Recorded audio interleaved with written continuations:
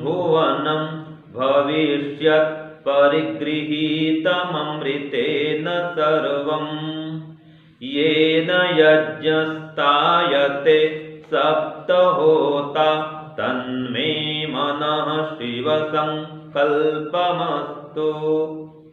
यह शयनकालीन मंत्र का चौथा मंत्र है और यजुर्वेद के 34वें अध्याय का भी चौथा मंत्र है। तो इस मंत्र में क्या कहा कि ये न अर्थात जिस अमृतेन नाश रहित मन से इदम सर्वम यह सब भूतम भुवनम भविष्यत अर्थात भूत वर्तमान और भविष्यत काल में होने वाला व्यवहार परिगृहीतम पकड़ा हुआ है अर्थात जिससे जाना जाता है। ये न जिसके द्वारा सप्त होता यज्ञ तायते 7 होताओं से संपन्न किया जाने वाला यज्ञ अनुष्ठित किया जाता है अथवा 5 ज्ञानेंद्रिय बुद्धि और आत्मा इन 7 साधकों के द्वारा ज्ञान विज्ञान या शुभ कर्म रूप यज्ञ संपन्न किया जाता है। तत् में मन वह मेरा मन शिव संकल्पम अस्तु शुभ संकल्प अर्थात शुभ विचारों वाला होवे, ये इसका शब्दार्थ हुआ। तो अब हम देखते हैं कि ये न अर्थात जिस मन के द्वारा, कैसे मन के द्वारा, तो हाँ अमृत ये न अमृत न जिस अमृत मन के द्वारा। अब फिर वह अर्थ आ गया, अमृत मन क्या लेंगे जो मरता नहीं है। तो शरीर मरता है मन नहीं मरता है, याद रखिए। जब भस्मांतम इदम शरीरम कहते हैं तो मन आत्मा के साथ में चला जाता है देहांतर के लिए, नए जन्म के लिए। मन जलता नहीं है।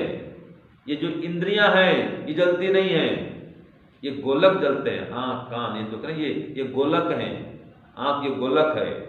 और जो नेत्र इंद्रिय है कर्ण इंद्रिय है वो अंदर है, वो जलता नहीं है। शरीर को जब जलाते हैं चिता में वो तो पहले चल देते हैं सब इंद्रियां। आत्मा के साथ में ये सभी इंद्रियां मन बुद्धि अहंकार सब साथ में चले जाते हैं। 18 तत्वों का सूक्ष्म शरीर होता है। ये सूक्ष्म शरीर जो है आत्मा के साथ साथ में नए शरीर के लिए प्रयाण कर जाता है। तो मन जलता नहीं है, इसलिए कहा अमृतेन इस नाश रहित मन से, माने भस्मांतम शरीरम के समान नहीं होता ही। हाँ नष्ट होता है, कब होता है जब बोलो प्रलय काल आएगा अथवा जब जीवात्मा मोक्ष में जाएगा, तो तब तक ये नष्ट नहीं होता है। तो तब तक के लिए अमृत है ये, इसका अर्थ ऐसे लगाएंगे। ठीक है जी। आत्मा तो पूरा नित्य है, एकदम अमृत है, कभी मरता है नहीं, परमात्मा समान। लेकिन मन जो है वो जब तक मोक्ष नहीं हो तब तक नहीं मरता है, इतना अंतर है। मोक्ष हो जाए तो मन भी मर जाता है, नष्ट हो जाता है। मोक्ष में जाना हो तो जीवात्मा हो।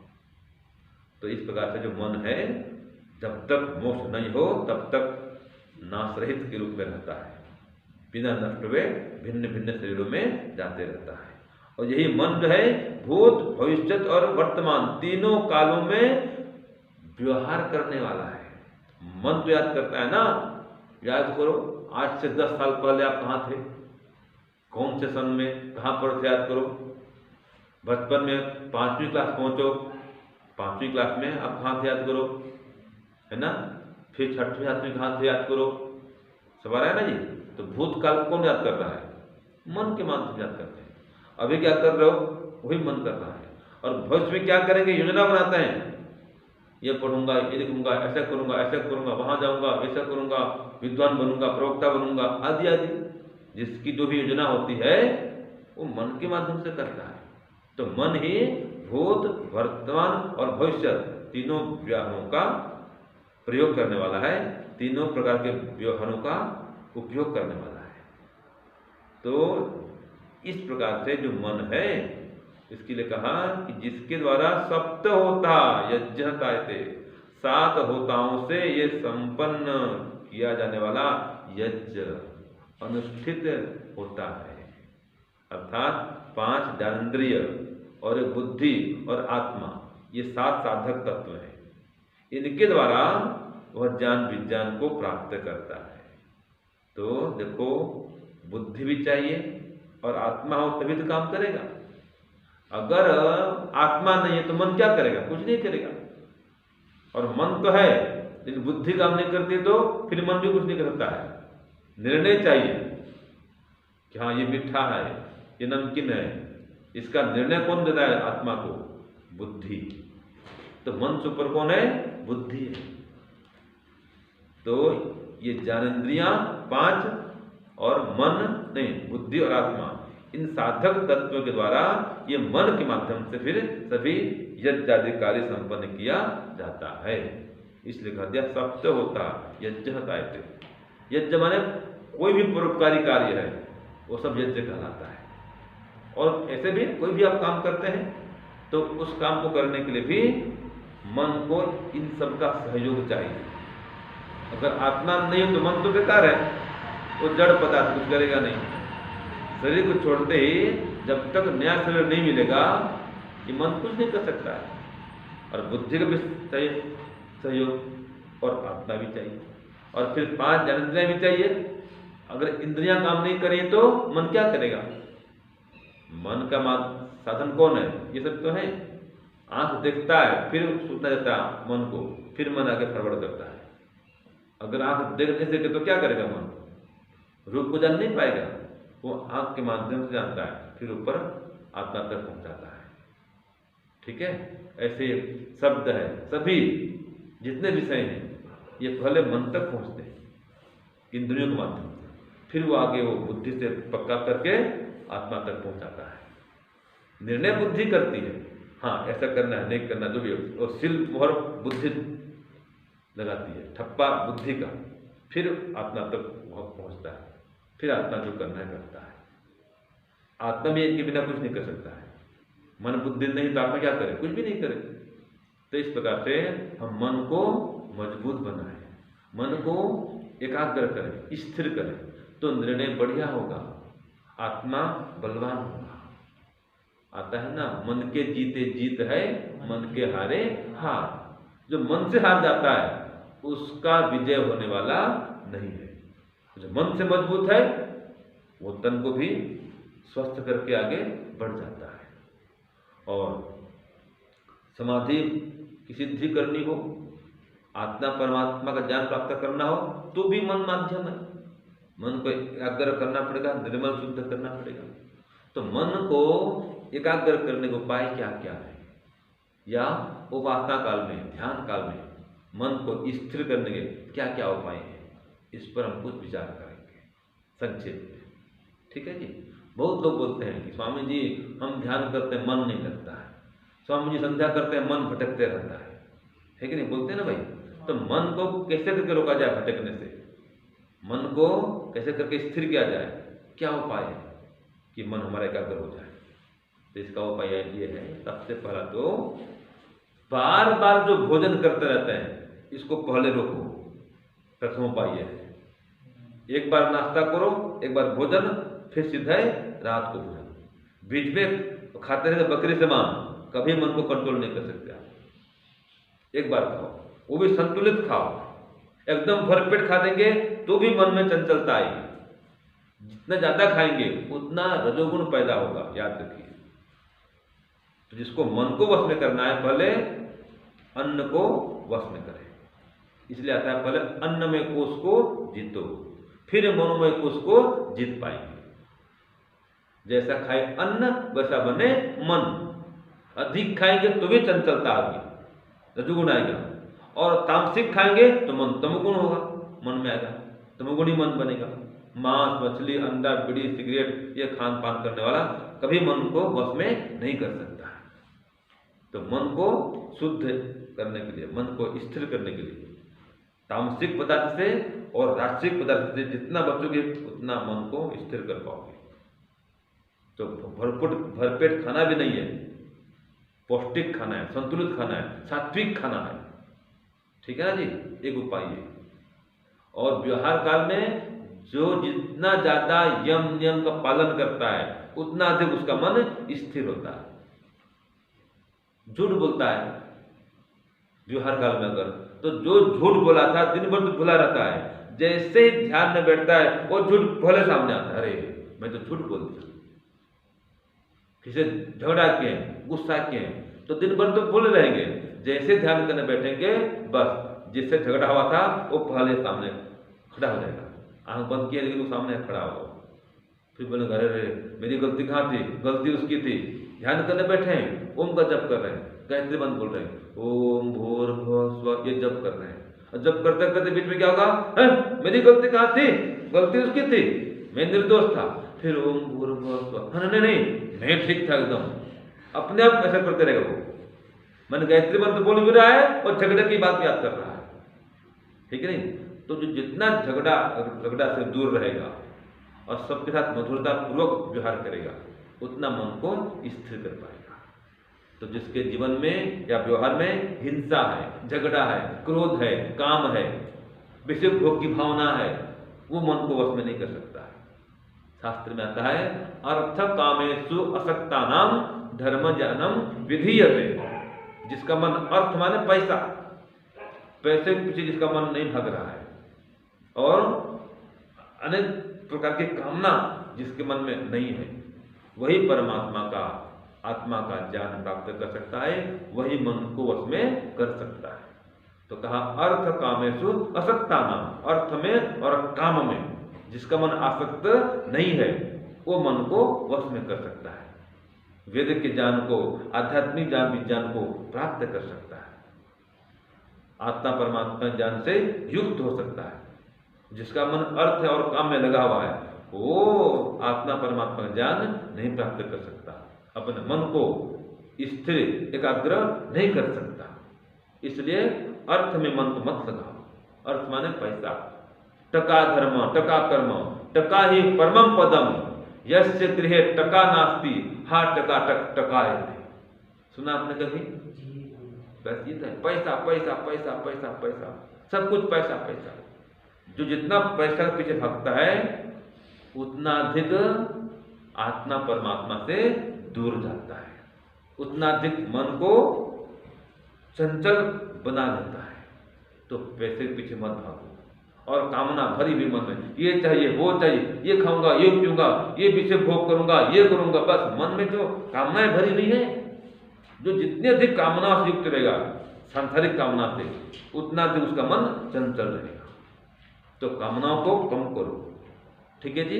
और पैसे में जो आसक्ति है उसको कम करो, विषय भोग में आसक्ति है उसको कम करो, तो मन को वश में कर सकते हैं। और उपाय आता है अभ्यास वैराग्याभ्याम तन्निरोध। अभ्यास और वैराग्य से मन का निरोध किया जाता है, चित्त का निरोध होता है अभ्यास और वैराग्य से। तो एक तो वैराग्य उत्पन्न करो, विषयों में आसक्ति को नष्ट करो, ठीक है, संयम को अपनाओ, ब्रह्मचर्य को अपनाओ, त्याग तप को अपनाओ, सहन शक्ति को अपनाओ, तो मन वश में होगा। नहीं तो मन में ये इच्छा, वो खाने पीने की इच्छा है, खाने पीने को नहीं मिल रहा है, अरे क्या स्वामी जी ये खिलाओ ना, ये पिलाओ ना, ये खाने को नहीं मिल रहा है, ये पीने को नहीं मिल रहा है, ये लगते रहेगा मन में, ठीक है। ध्यान करेंगे तो भी होगा, ये आज ये खाने था, ये खाना नहीं इसका मिला नहीं, आज ये सब्जी बनानी थी ये सब्जी नहीं बनी, ठीक है, ये खाना था मिला नहीं, ये खाने को नहीं मिल रहा है, वो खाने नहीं मिल रहा है, खाली योजना वो बनते रहेगा मन में, ये खाऊं ये खाऊं ये खाऊं बस। तो ये कंट्रोल करो। तो वैराग्य ये वैराग्य है। स्त्री अन्न पाने से आता है ना कि स्त्री में अन्न में पान में जो आसक्त नहीं है, जिसका मन उसमें रक्त नहीं है, आसक्त नहीं है, वही वैराग्यवान, उसका मन स्थिर होता है। तो जब तक वैराग्य नहीं होगा मन स्थिर नहीं हो सकता है। तो वैराग्य प्राप्त करो और अभ्यास करो इसके लिए। ओम का जप का अभ्यास करो, स्वाध्याय करो, साधना करो, ठीक है, प्रयोग करो। फिर आज दिन भर में मौन रहूंगा, दिन भर, आज पूरा दिन भर गायत्री मंत्र का जप करूंगा, अभ्यास करो इसे। आज दिन भर ओम का जप करूंगा, आज दिन भर कभी भी किसी से गुस्सा करके नहीं बोलूंगा। ऐसे से अभ्यास करना पड़ता है, प्रयोग करना पड़ता है। मैं महीने भर तक मिठाई नहीं खाऊंगा, एक मास तक नमक नहीं खाऊंगा। अब तो अभ्यास करो, इससे मन को आप मजबूत करते हैं, आत्मा को मजबूत करते हैं ऐसे अभ्यास करने से। मैं अभी 5 मिनट तक कोई वृत्ति नहीं उठाऊंगा, अभ्यास करो, ये अभ्यास है। लगातार 5 मिनट तक ओम ध्यान में लीन होऊंगा, फिर 10 मिनट, फिर 15 मिनट, फिर 20 मिनट, ऐसे अभ्यास बढ़ाते बढ़ाते आप मन को रोक पाएंगे।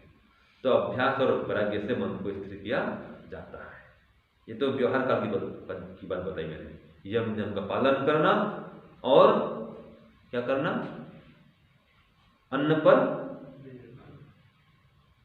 कंट्रोल करना, भोजन पर कंट्रोल करना, संयम करना, और अभ्यास और वैराग्य को धारण करना। तो अभ्यास और जो वैराग्य है वो बढ़ाए, भोजन में आसक्ति कम करें, पैसे में आसक्ति कम करें, और जो माया मोह है, राग और द्वेष, इसको नष्ट करें। ठीक है, रागवन क्या है, जहाँ सुख मिलता है व्यक्ति उसको याद करता है, अथवा जिससे दुख मिलता है उसको याद करता है, दोनों बातें हैं। उपासना काल में कौन जाता है याद जी, जिससे ज्यादा प्रेम है, जिससे सुख मिलता है, जो आपको अच्छा लगता है, जो आपको प्रिय है, वो याद आएगा। अथवा जिससे दुख मिलता है, जिससे द्वेष है, जो आपको तकलीफ देता है, आपकी बुराई करता है, निंदा करता है, जिससे पटरी नहीं बैठती है, वो भी याद आएगा। ठीक है, 2 प्रकार व्यक्ति आ जाते हैं, माता पिता याद आएंगे, भाई बहन याद आएंगे, पति पत्नी है तो पति पत्नी याद कर एक दूसरे को, तो जो प्रियजन है, स्वजन है, वो याद आते हैं एक बार, क्यों, इनमें राग है। अथवा जिनमें द्वेष है वो आते हैं याद। कोई अपमान कर दिया आपका, किसने हानि कर दी, आपको कटु शब्द बोल दिया, कोई आरोप लगा दिया, गले निकाल दिया आपके लिए, वो भी आपको याद आएगा। आप निंदा कर दी, बुराई कर दी, चुगली कर दी, कोई शिकायत कर दिया आपने किसी की, आप पता लगे आपको उसने शिकायत कर दी मेरी, उसने कोई अफवाह फैला दिया मेरे संबंध में, जो दुख देता है वो भी याद आएगा। और जो परम सुख आपके लिए सुखदायक है, आप विशेष सुख देता है, आपका खास मित्र है, सहयोगी है, बेटा बेटी भी है, पत्नी भी है, पति भी है, माता भी, पिता भी, सभी आ जाओ, आ जाए इसमें, ये सभी भी आते हैं याद, क्यों, इनसे सुख मिलता है, इनमें राग होता है। तो जिनमें राग है वो भी याद आता है, और जिनमें द्वेष है वो भी याद आते हैं। तो राग को खत्म करो और द्वेष खत्म करो, सबके साथ समानता का व्यवहार करो, तब जाके आप मन को वश में कर पाएंगे। तो व्यवहार काल को ऐसा बनाना होता है, समझ गए। तो यम नियम का पालन करना है, झूठ नहीं बोलना है, चोरी नहीं करना, हिंसा नहीं करना, अपरिग्रह का पालन करना है, माने परिग्रह नहीं करना, ये भी चाहिए, वो भी चाहिए, वो भी चाहिए, ये से मन को कष्ट नहीं करते। ये कहता है ना, तेरा माल मेरा माल, तेरा माल मेरा माल, एक, फिर उसका माल मेरा माल, ठीक है, 2 हो गया, फिर सबका माल मेरा माल। 3 प्रकार के लोग होते हैं जो क्या करते हैं, तेरा माल मेरा माल, कोई बोलता है, कोई बोलता है उसका माल भी मेरा माल, कोई कहता है सबका माल मेरा माल, और कोई ऐसा मिलता है तीनों को अपना मानता है, हाँ उसका माल भी मेरा, तेरा माल भी मेरा, सबका माल भी मेरा। और जब अपनी बात आती है मेरा माल, हाँ हाँ हाँ हंस देगा, माने मेरा माल मेरा है माल, वो किसी के प्रयोग नहीं आएगा, मेरा माल मेरा माल, वो किसी के लिए नहीं है। ऐसे में ऐसे व्यक्ति क्या वश में करे मन को, वो तो लोभ से युक्त है, ये लोभ है ना भैया, परिग्रह भावना भरा है उसके अंदर, तो परिग्रह कर रहा है, वो चाहिए, वो चाहिए, उसका भी चाहिए, उसका चाहिए, सबका चाहिए, सबका समेट लेगा और अपना किसी को देगा नहीं। अति लोभी व्यक्ति, अति स्वार्थी व्यक्ति, तो जो अति लोभी है, लालची है, स्वार्थी है, अपने श्रम को बचाता है, शक्ति बचाता है, आलसी है, प्रमादी है, वो मन को उसमें नहीं कर सकता है। तो मन को उसमें करना है तो पुरुषार्थी बने, तन से भी मन से भी, प्राणायाम करें, ध्यान करें, जप करें, बढ़ाएं, दिन भर जप बढ़ाएं। जितना ज्यादा व्यवहार काल में ईश्वर से जुड़ के रहेंगे, उतना अधिक उपासना काल में मन को स्थिर कर पाएंगे। जितना अधिक दिन भर परमात्मा को भूले रहेंगे उतना अधिक मन को उपासना काल में स्थिर नहीं कर पाएंगे। ये सार निकलता है। तो दिन भर यम नियम का पालन करो और दिन भर सब काम करते हुए परमात्मा का नाम लो, ओम जप करते हुए, गायत्री मंत्र जप करते हुए सब काम करो, तब जाकर के आप मन को उपासना काल में स्थिर कर पाएंगे। ये बात हो गई व्यवहार काल की। अब कल बताऊंगा उपासना काल में क्या प्रयोग करें, कैसा उपाय करें कि मन को रोक पाएंगे। ये विषय कल लेंगे। ओम शांति ओम शांति।